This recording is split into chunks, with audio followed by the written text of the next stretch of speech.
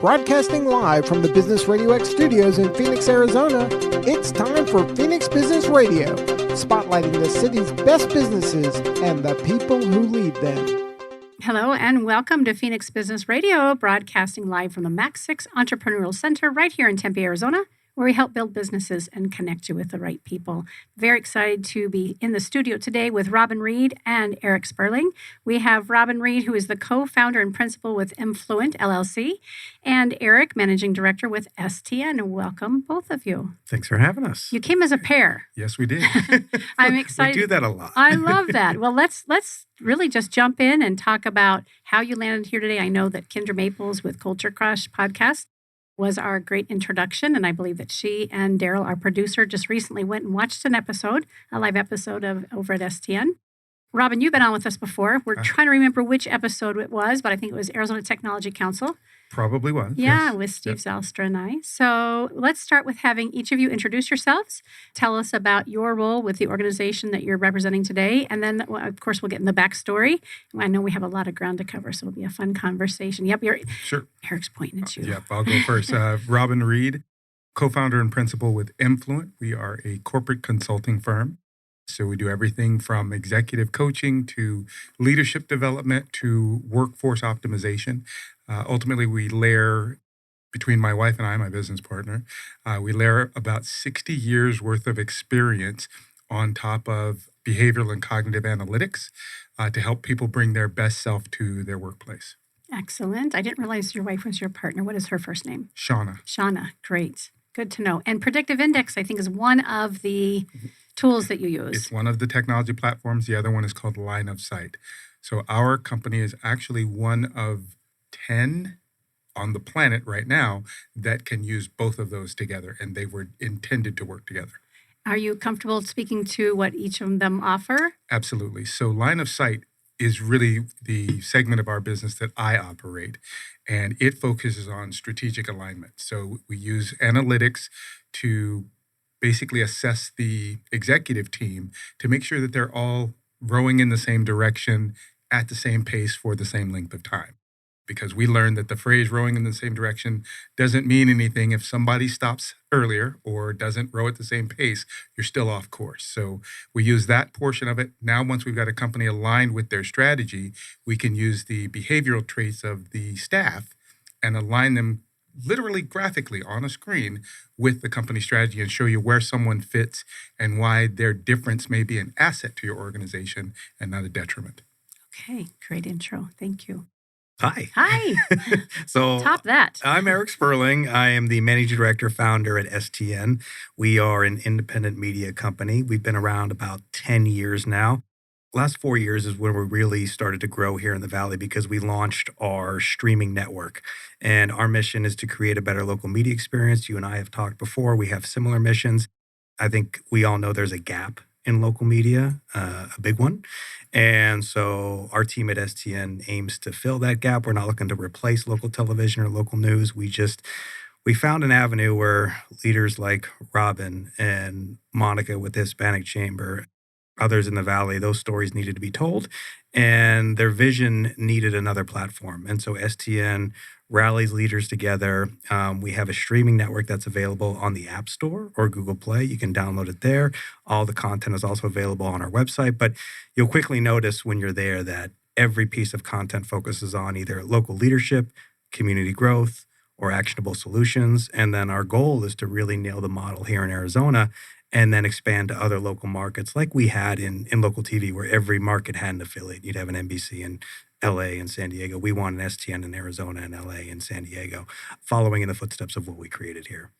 The traditional networks have changed, haven't they? Quite a bit when it comes to some of the local programming, from what I've heard, and maybe I'm wrong, so correct me. Yes and no. One of our director of production, Jody Isaac, and I, we have a joke that when we were still in local news, we'd pop in a tape from 1985 and the content hadn't changed. It was shooting, random house fire, weather, another random story, and it was the same format.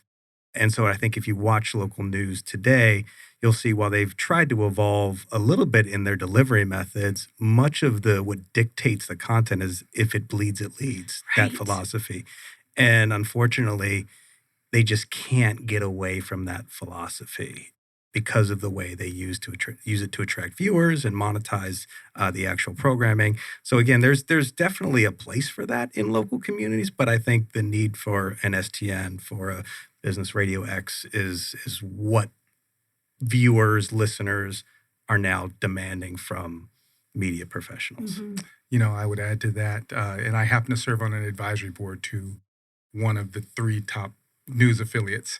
They follow the news. One of the things that I always have a challenge with is that I can turn on one of 3 news stations between the 6 o'clock and 7:30 hour, and I can just catch one story. It's being told the same way on all three networks, but they follow the story. They follow kind of the national rhetoric around a topic, where what STN is doing is leading the story. We're finding what's good about things that are happening in the world, and we're highlighting it.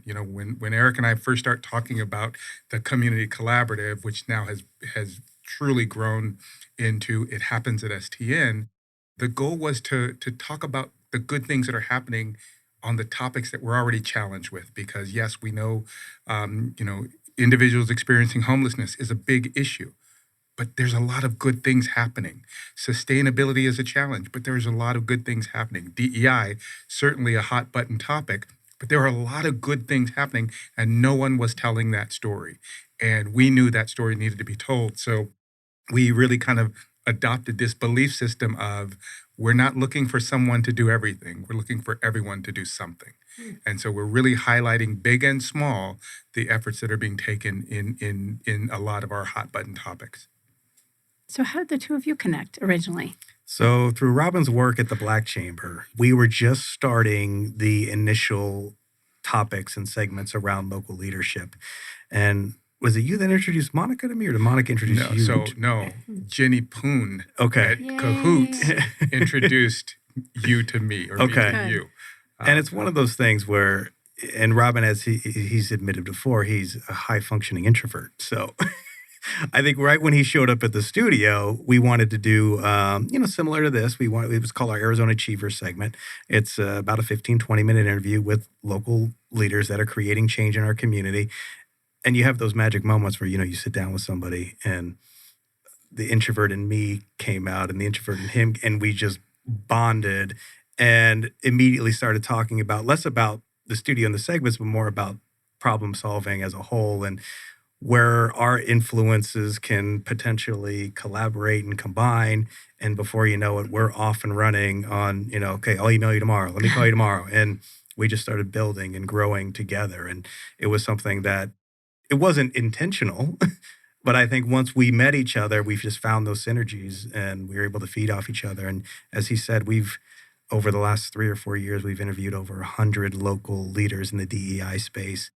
Companies ranging from, Southwest to Sephora to all of our local ones here as well, but really learning where those gaps are and then how we can be influential in helping those companies solve some of those challenges and situations.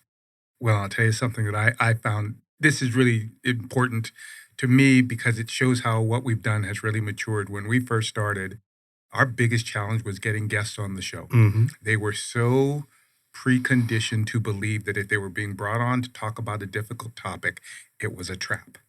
And we really just drilled into them, no, this show is about positives. We talk about negative topics, but in a positive, forward-moving way.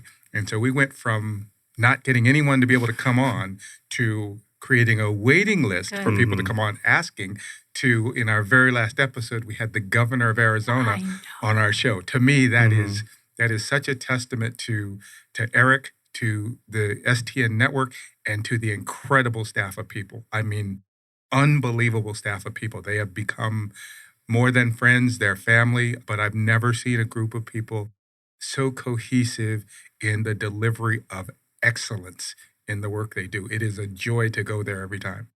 I heard that particular episode was fantastic. My team got to be there, which we're so appreciative of. Kind of describe for our listeners and viewers, obviously this is set up like a radio studio and we kind of casually record it via video as well for LinkedIn and YouTube. Yours is more of a I'm going to use the word TV production studio with always a live audience? So we didn't have a live audience for the first 3 years. Obviously, we were trying to do this during the pandemic with the intention of hopefully one day creating that live audience experience. So yes, it is, and Robin alluded to the team, a lot of us are former local TV people, and they are superstars. They're former local TV superstars, and we were talking about that if it bleeds, it leads philosophy for a while. There are so many talented people in local newsrooms, and a lot of talented people sometimes got into it thinking, okay, you're into it 2 or 3 years. You're like, this isn't really why I got into this business. Like, how do I use my talents, my skills, my passion in a different way? And so STN has sort of become that home for extremely talented local journalists, broadcast professionals. So it is built like a TV studio. It's better than some of the initial TV studios that I ever worked at coming up through my career. So that's exciting to see when you walk in, you go, wow, we built this. But then adding the live studio audience component just was a game changer for us because we were able to be intentional about who we wanted in the audience. And we've been talking about this. Sure, there are some competitive dynamics with the organizations but to bring them together, you go from competitive dynamics to collaborative solutions. And I'll use, Amy and Jackson as examples. Amy is the CEO at Human Services Campus, and Jackson Fonder is the CEO over at UMOM. They both compete for funding. They both compete in different levels and different arenas for sponsorships. But here they are coming together on one stage in one community, and now they're bringing the fight against homelessness to a much bigger audience, and they're showing that they can rally together, and they're not, we always say operating in silos, but they're not operating in a silo anymore. And so being intentional with that studio audience, saying, hey, if you're part of this coalition of the willing to come and join the fight against homelessness or help us put DEI into more of our businesses and nonprofits, we want you in the audience because we know you're going to have that representation to go back on Monday or Tuesday and say, okay, what do I tell my 10,000 employees? How do we incorporate this into our plans? And that's what the magic, I think, of the studio audience has brought. And then you're also a leader who can make decisions, have decision-making power, Exactly. and also be bold enough, I think, in your leadership that at the end of a segment, I'm guessing, because I've never been there, but can walk up to someone like you or the governor and introduce yourself and make that magic happen and that collaboration happen. We see it all the time. Yeah, I can tell you, number one, and I hope no one from the fire department's listening, but we get to standing room only in this show. I mean, we have people packed in, but I've started to watch and notice that people are having these wonderful, authentic, organic conversations with people that they couldn't get on the phone if they tried. Mm-hmm. But when you come into this studio, the environment is so welcoming that there is no status in there. Everybody is a wonderful equal, and we have these thorough conversations where people will tell me, oh, I met so-and-so and we're going to work together, or I can't believe this person was here. I had a great conversation. They're really nice. Like, most people are really nice. You just don't know it because you only see them through that professional lens. But it's become a great place, just to give you some idea, and we are on hiatus through the summer, but to give you some idea, we actually invite people there at 3 p.m. From 3 to 4, it's networking. We have food, we have beverage, we have a DJ, and it is packed. It is a blast. At 4 o'clock, we start recording. We record several segments of each of the shows, and then that's from 4 to 5. And then from 5 to 6, I won't tell them the secret part afterwards, but from 5 to 6, people kind of network on their way out the door. Yeah. So it's a 3-hour investment of time. It goes by in the blink of an eye. And not only do people always come back, but they always bring someone the next time. So good. And it's invitation only the audience as well as, of course, the panel. Correct. Yeah. And how do you come up with the ideas for the segment?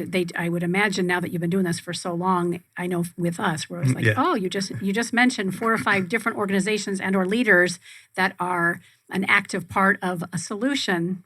We want to then build a show around that. Is that kind of how it works for you as well? Yeah, and the show is funded and grown by our partners. So we have many community partners, and I mentioned, like a Jackson and an Amy at UMOM and Human Services Campus. We have business partners as well who are dedicated and aligned with these missions. I think Robin and I talk about this all the time. We're not going to let anybody just slap their name on something because they want to be associated with some corporate social responsibility effort.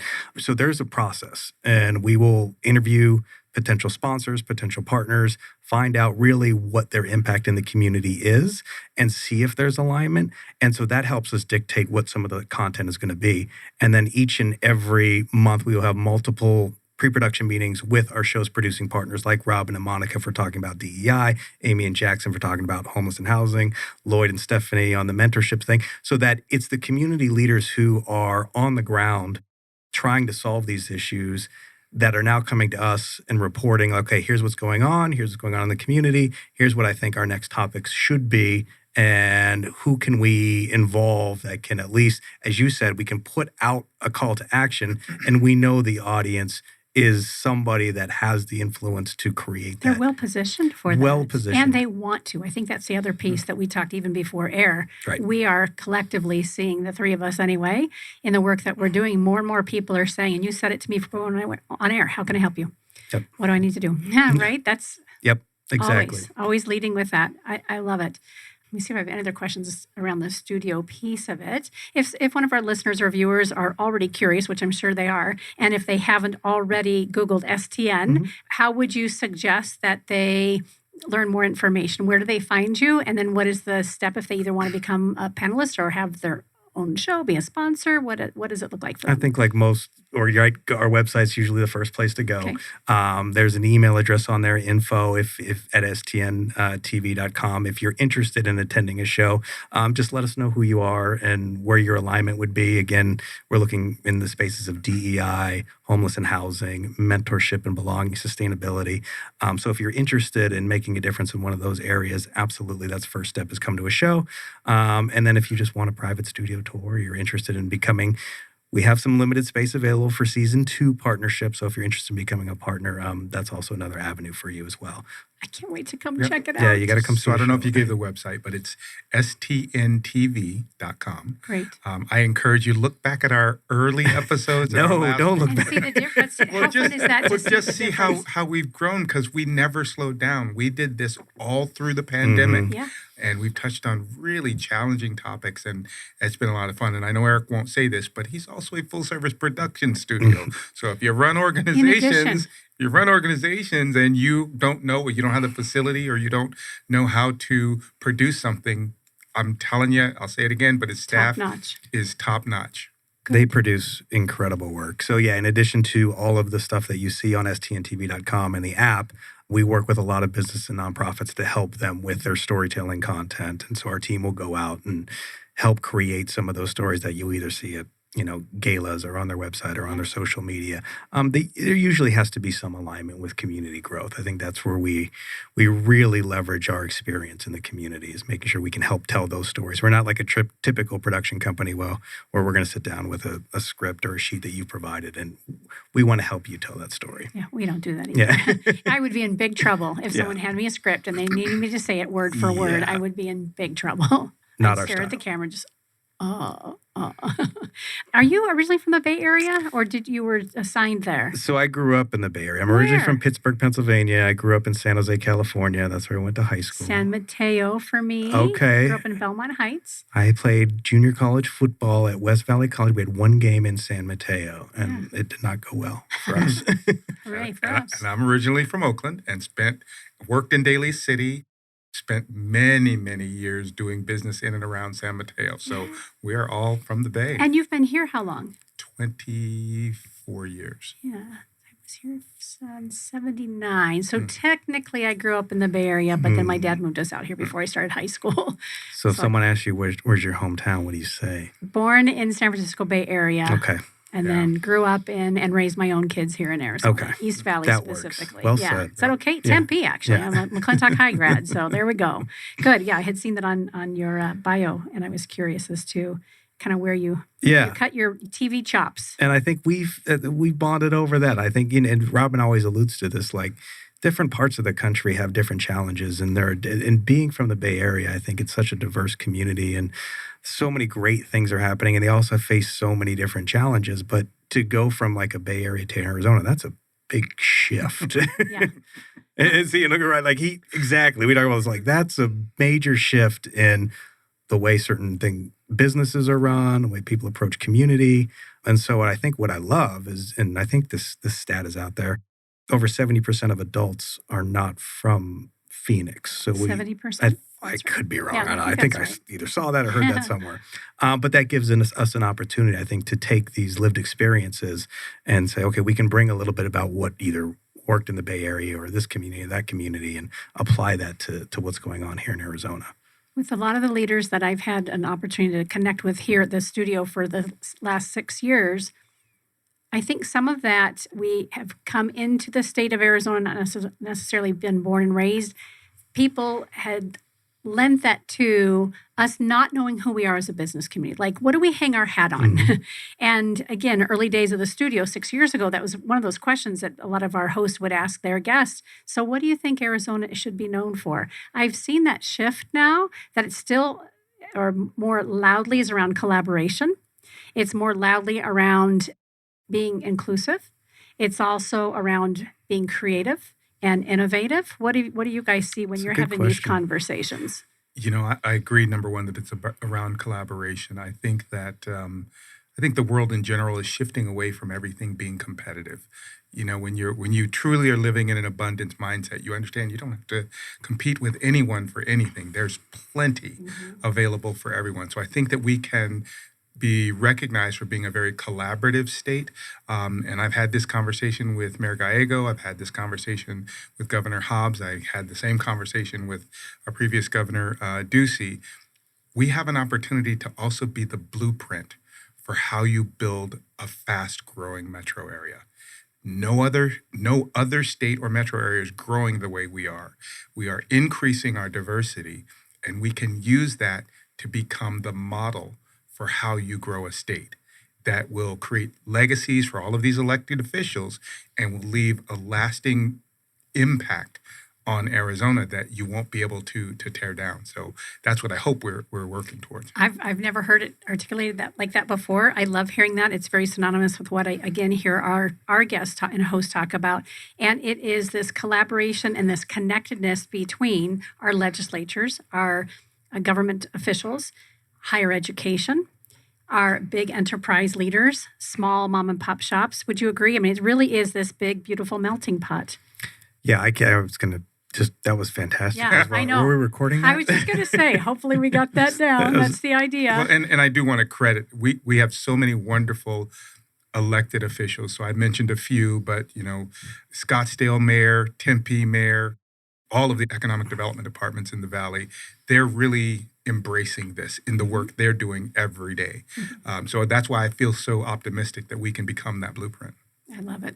Yeah, I hear organizations say that frequently about their own businesses and entities and wanting to take them out to other states and other areas of Arizona. Why not be a model as a state for other places? So that's great. Let's talk a little bit about workforce development as an executive leader and coach, consultant, all of the above, and then the work that you're doing, Eric. Do you consult as well in that space, or do you really stay and play in the area that we've already described as it relates to just STN? When you grow a team and you lead a team, that's just naturally going to happen. Yes.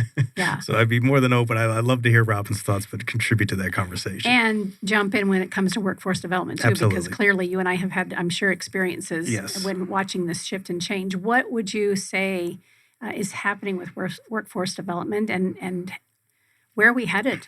Well, I'm excited about where we're headed, and where I believe we're headed is a place where there's a little more balance between the employer and the employee. I think that we were in prior to the pandemic, we were in a place where the employer held all the cards, and only the ones that dealt them out equitably succeeded. What happened was the pandemic hit, and employees had leverage because, as we saw throughout the pandemic, businesses weren't losing in productivity or revenue. So it killed the argument of you need to come in and sit at that desk for this many hours in order to justify your contribution to this organization. And when employees realized that, their voice came out. Why do I need to be in the office? And we've worked with companies where the boss has said straight up, you know what, I'm just more comfortable with that. And I challenge him as a consultant to say, is your comfort more important than revenue and profits and employee happiness? Because you're going to lose the employee. So will you be more comfortable with an understaffed organization? But I think where we're moving to is this wonderful place of balance where there will be some that are fully remote, some that are hybrid, and some that work in the office. But in the work that we do, we kind of show you which of those employees through their behavioral traits are going to fit best in each of those situations. That has to be eye-opening for your leaders. It's interesting because when we show a leader and that employee their behavioral profile, we have so many leaders say, "Oh, Now I get it. Right now I I understand. get it. This person receives information this way. I was talking to them the way I receive information, which is what most of us do, right? When you think of it as a language, I speak in the language that I think everyone understands because it's the language I speak, but it may not be the language everyone understands best. Our name EmFluent came from employee-employer fluency. We help with the conversation so that you understand each other better, because when you're communicating with someone in a way that they are receiving information, you get far more engagement, quite a bit more discretionary effort. So for me, for example, I'm 30,000-foot view. Give me verbs and nouns, give me the bullet points. If I have questions, I'll ask. If you get too far into the details before I know what you're talking about, I check out on you. My wife, my business partner, her communication style is the opposite. The details matter to her. She really embraces the detail. They give her a feel for what the conversation is about, and that's how she gets engaged. So you can imagine when she and I talk, sometimes we have to remind each other. So for her, she'll say, "I need more detail." And for me, I say verbs and nouns. and it frustrates her, but we found that we communicate far better when we understand that about each other. Now take that into an organization that has 100 employees and understand that that manager you don't like, you don't really dislike them. They're just not communicating with you in a way that you resonate with, or you're not communicating with them in a way that resonates with them. And so we bundle that together and call it conflict when it isn't. It's just miscommunication. How long do you work with organizations, or does that vary? Varies on the organization and the scope of work they want. We have clients that we've worked with for 2 years because their goal is bigger. We have others that have kind of taken the work we do piecemeal. So they start in one area, and when that works, they go to the next. And when that works, they go to the next. We've come into organizations where all we do is coach the executives and we leave. We've done weekend, board development seminars and never talk to them again. Although interestingly, they call us and just say, "Just so you know, we're still using what you taught us and it works." So good. Yeah, it sounds like a lot of different entry points depending on where the demand is. Absolutely. And like I asked Eric, how do people find out about you, and what's the best place to, is it a discovery call? How can an executive director or leader come and say, "Hey, we think you might be a good fit for us"? Absolutely. So our website is emfluent.com, EmFluent. But I want to be clear, when we started our company, my wife and I agreed we wanted to work with mission-driven organizations. That doesn't mean you can't be excited about generating high revenue and high profits, but if the only purpose of your organization is to make money, you're probably not going to connect well with what we do. If you don't believe that the people inside your organization are the key to your success, the work we do will not hit home for you. Mm-hmm. So we really make sure that at the time they engage us, they are a people-centric organization. Which is, again, goes back to STN. And I want to say, and Robin's wife, Shauna, is brilliant too. And when you spend 10 to 15 minutes, we're talking about discovery or whatever the process is with Robin and EmFluent, the level of, you said detail, but the level of detail you are able to extract from somebody in the first 10 to 15 minutes is incredible. And you get this feeling of, okay, this isn't enough time. I want to spend 4 more hours with him. Because it's probably a good gauge for this would be a great partnership. Exactly. Yeah. His ability to not, he's not one of those guys who's going to come in and talk about himself and his organization. He's just going to get right down to your needs, your goals. And I'm telling you, within 15 minutes, you're blown away and you want more. And with both of them, Robin and Shauna. What's next for you I'm going to use the term Arizona leadership. We mentioned the Black Chamber. You're involved with STN. You're having these conversations. You've got your own practice. When you look ahead for even 2024, I think big. The change I want to make, I need it to be lasting change. I want to see Arizona become that blueprint as we talk about things like DEI. Equally important, I want to see STN and our show become regional and then national. I want it to become the blueprint for how you heal cities, how you bring people together, how you get them to connect to something bigger than the last episode of Fox or CNN. Right. I guarantee that in our audience, we have all sides of the political spectrum, and none of that comes up in our show because our show isn't intended to have that volatility to it. It isn't to be opinionated about an elected official or anything. It's about how are we going to use all of our brain power to solve a challenge facing our entire area. For me, for 2024, I want to see that it happens at STN becomes extremely well funded so we can take this work and really expand upon it. We're doing something different, better, and very powerful. And beautiful. And it's incredibly important that this not only continue, but that it grow. It's an incredible vehicle is what I'm hearing. Yeah. And I love the way that you mentioned that it's non-political, and yet I'm sure you're intentional about bringing people into the audience that might represent kind of different sides. Absolutely. How refreshing is that when social media in particular, and maybe the news that we're choosing to listen to, right? When we tell Google or LinkedIn and Facebook or whatever it is, what we want, we're going to keep getting more and more of that, right? So then we end up in that silo. That contributes to the silo because the more I say what I like and want, the more it's going to feed me just that. And then either one of you, if you're listening to a different side of things, of course, that's all you're being fed. And then we sit down over a coffee out in the backyard, or we meet each other by the water cooler at work, and we're not having those connections anymore, and we're disagreeing, and we don't even know why. We don't even understand anymore. So it's great that you're doing what you're doing and the way in which you're doing it. It's probably one of the things I was saying this to Eric. So as we filmed our last episode of the season, I pulled Eric aside and I said, there are fewer things in my life that I am as proud of as my contribution. And I told him my gauge of when I do things is, would my mother be proud of this?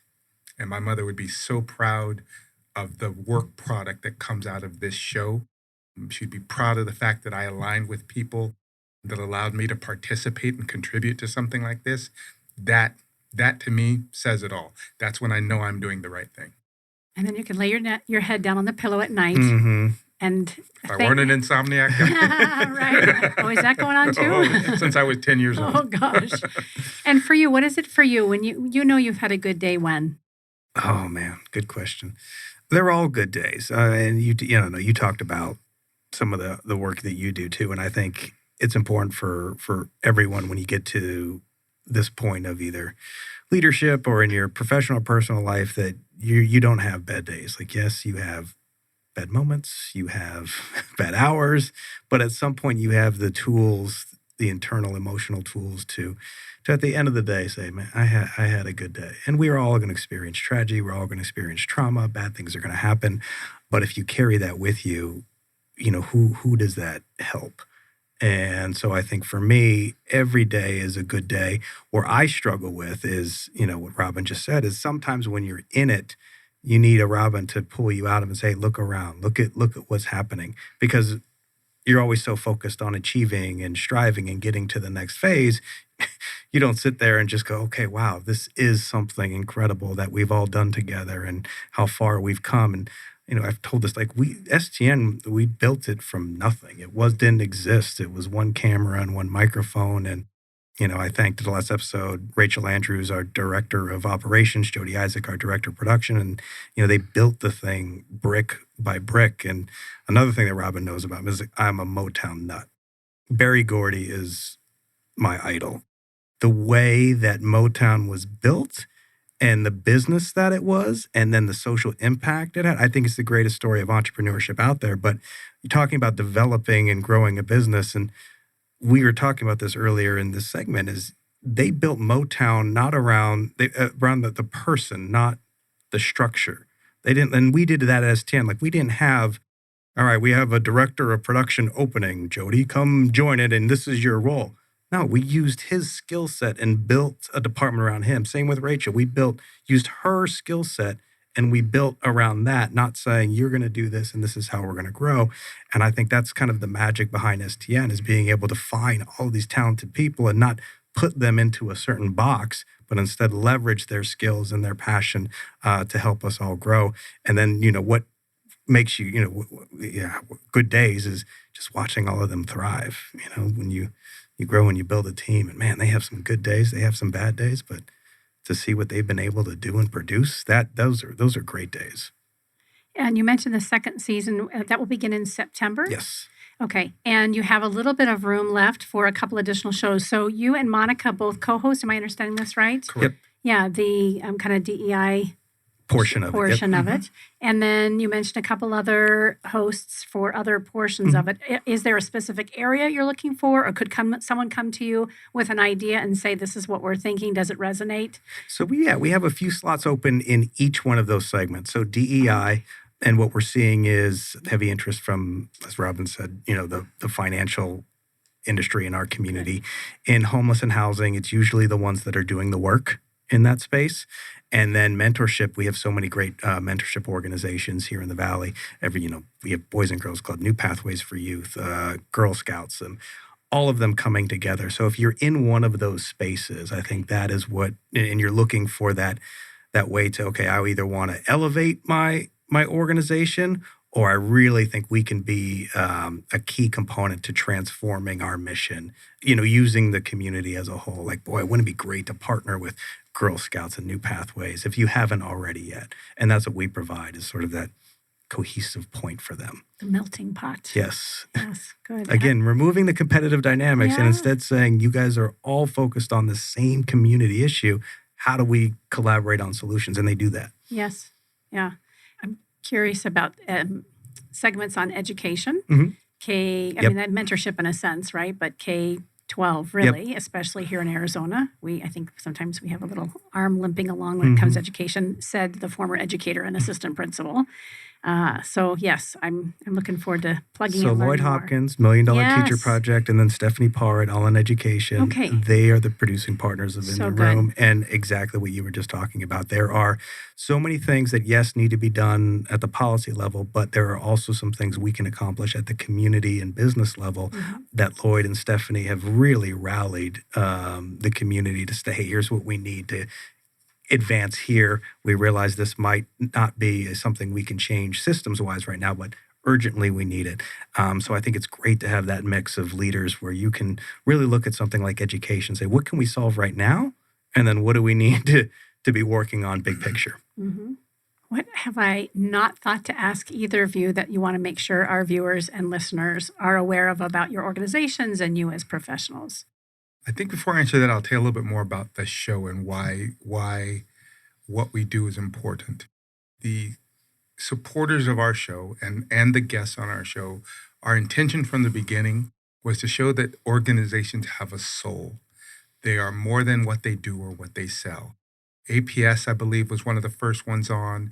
Cox Communications, phenomenal organization, was one of the first ones on. And we wanted people to understand that's more than just the company that makes your television come on or the lights come on. There are human beings inside these organizations, and it's the culture they build inside that you never see. You think APS is just a company that makes the lights come on and then they send you a bill. But inside that organization, there are incredible human beings. We had PetSmart on 2 episodes ago.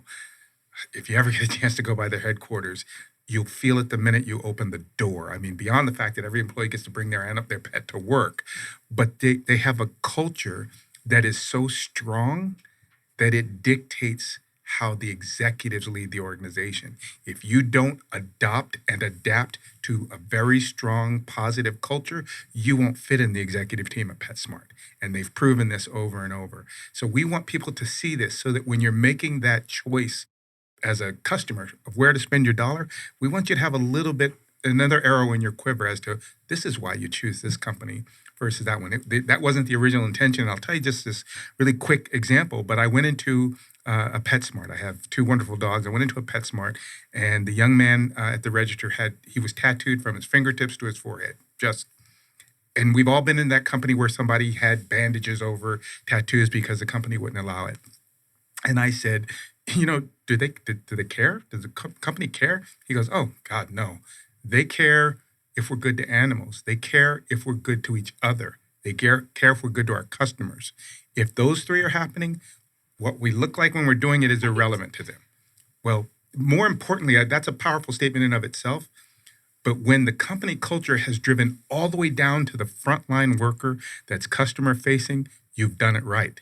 That's how it should be. The values of your organization should be visible everywhere in the organization. And comfortably articulated, as this Absolutely. individual did back for you. Like Absolutely. Really just, no, of course they don't care. And here's why. Here's what I'm focused on doing. Exactly. Perfect. Great example. I serve on the Treasures for Teachers board and have for, I think it's almost 8 years. And we just recently started having our meetings at SRP, and we're very fortunate to have a representative both from SRP and APS that serve on the board. And boy, are they givers. I mean, when we're looking for a truck or we have a need or anything, those leaders then go back to their team, and the whole team rallies around what they're doing to help Treasures for Teachers. And they are so invested in the community. It's phenomenal. And we've interviewed PetSmart a handful of times. I think we're very fortunate, again, to all of our points throughout our segment, that we are here in Arizona working with organizations who are making a difference because they care about our community, they care about their employees, all of the stakeholders, and we want to see people do better. And when we do better for each other, then obviously other people can do better for whoever they're in front of. Yeah. How about you? Anything else that I haven't thought to ask? I mean, now that we're talking about, the advantages of having great leaders inside an organization like PetSmart or APS or SRP, in my background in news, we never had anything like company culture. We never had mission statements, which, now that I've been out of local news for over 10 years, like that's mind-blowing to me that we didn't adopt any of these things that are creating conscious businesses for our, in our own newsrooms. And now that I'm out, you can really see the power of, man, that's, how many employees is that for PetSmart? That's 60-some thousand employees. And if, Robin and myself and you, we can have some of these conversations and realize how many people that's going to impact when we take some of these, what we've talked about, and they go back to their organizations. Like, that's a massive ripple effect. And so I love the ability to, this is Business RadioX. I didn't understand, and maybe I was a little naive to it, the influence that businesses have, not just on revenue in our community, but all of the social implications of educating some of these leaders and getting to their teams and just watching that wave of impact, knowing, okay, if we get the top, we're gonna get 50, 60,000 people, and they're gonna talk to their families, they're gonna talk to their communities. So just the power of talking to the business community, I think, was something I was so naive to coming into it, and then realizing the opportunity that we all have, that businesses have. And through the stories. Absolutely, yeah. I mean, they've got to be authentic stories that resonate, yeah. And I think they just do, because they're real and they're authentic, and people, it makes a difference for Stories people. give you the buy-in. Like, Of you can have course. the greatest strategy out there, but if you don't have the buy-in, it's not going to do anything. Stories allow you to get the buy-in. Mm-hmm. Wow. I thought of one other question for you, if I may. Talk to me, or talk to us, about how often you find yourself helping teams develop stronger, not only communication, but also for their own personal and professional development. Is that kind of weaved together? Absolutely. So in the work that we do, the first thing that happens is we do a behavioral assessment. My wife, Shauna, will then give you a very detailed read back. We had one gentleman say, "This is witchcraft. You couldn't know me that well." But again, the science is proven. We also have a lot of people say, "Hey, can I do this with my spouse?" It wasn't intended as a tool to help marriages, but it works as one. I know, because we use it. We use it to understand each other's communication style. But as it relates to teams, If you have an organization where everything's weighted in one direction, and the picture I draw is if you're really sales driven as an organization, well, then salespeople are their own unique breed, and we call them the balloon, right? They just want to go flying away. Well, you still need a string to hold the balloon down, and you need a rock to tie the string around. You need that in every organization, and we show you who those people are within the organization. And we then explain to you why it's so important for you to appreciate that person is your offset. So if you have a sales organization, but they're very weak on operations and they're very weak on process and procedure, then what you have is a lot of sales with invoices that don't come back to the office so the accounting department can do the books, right? So we show you how to put all of those together and how to value each person. Additionally, and I'll tell you this story because this is probably one of my favorite in terms of how what we do helps. I am extremely fortunate to serve on the board of directors for Treasure House, which is an organization that provides independent living opportunities for individuals with intellectual and developmental disorders. It's Kurt and Brenda Warner's nonprofit. They were having a devil of a time finding a chef. They could hire him easily. It's a cognitive skill. If you know how to cook and you're qualified, you're a chef. But the turnover was significant. They used us to create a job target to describe the person, not the task. What kind of person do you want? Their average tenure prior to us was maybe 4 to 6 months. I think the person we help them find through our methods, they're going on their 3rd year with the organization. But more importantly, and I'll describe why it's different, this chef cooks for the individual 7 days a week. Prior chefs would, open up a can of fruit and put it on a plate, and it provided all the necessary nutrition. This chef brings the residents into the room and carves animals out of the fruit. You're getting the same nutrition, but the experience is completely different. More to the point, because the person was so connected to the mission of this incredible organization, when the pandemic hit, he had the best ideas for how to get them through the pandemic. Had nothing to do with being a chef, but he had incredible ideas on how to get this organization through the pandemic with the lowest risk to our residents. So that's what we do. We help you find that inside of a person, whether they're in your organization or whether you're bringing them in from the outside. We help you find that right person for your organization. It's witchcraft. And I'm guessing that it grows, then it becomes bigger than the individuals. And that's what I hear you saying about STN. Mm-hmm. I know I've experienced that here at Business RadioX. When you can start with a mission and a vision, you get clear around what and who you want to come and be part of it.